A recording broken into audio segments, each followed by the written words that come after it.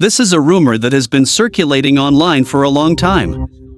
Many people believe that the scene where the Joker blows up the hospital in The Dark Knight was improvised by Heath Ledger. Why? Because when the explosion suddenly stops, his confused reaction and the way he fiddles with the remote control look so natural, just like a real, spontaneous moment. This led many fans to praise Ledger's incredible improvisation skills. But the truth is, everything was scripted. During pre-production, 3D simulations already showed that the explosion would have a slight delay and that the Joker would turn back. Heath Ledger simply acted the scene so naturally that this rumor took on a life of its own. In fact, this iconic hospital explosion scene was rehearsed 12 times before the final take. Every detail was meticulously planned, leaving no room for improvisation. And for a good reason, it had to be shot in a single take. The production spent $5 million turning an abandoned factory into a hospital, so there was no second chance. This obsession with realism is Christopher Nolan's trademark. The director has always been almost insanely committed to shooting everything as practically as possible. In Inception, the famous rotating hallway scene required building a massive 30-meter-long structure with a steel framework and a dual electrical system that allowed walls and floors to rotate. The result?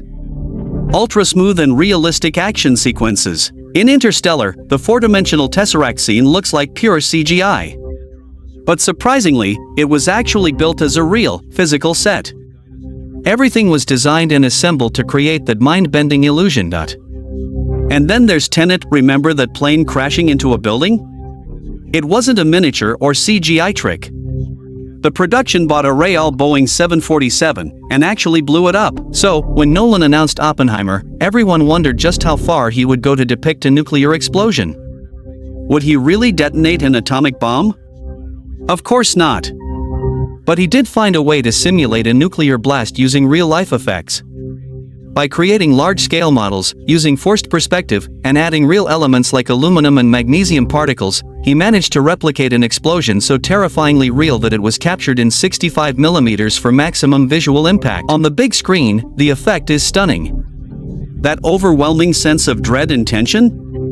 No CGI can replicate it. Nolan wanted the explosion to be both mesmerizing and terrifying, and he absolutely nailed it. Looking at the historical context of Oppenheimer, it's no surprise that some people don't just see it as a biopic, but as a full-blown horror movie.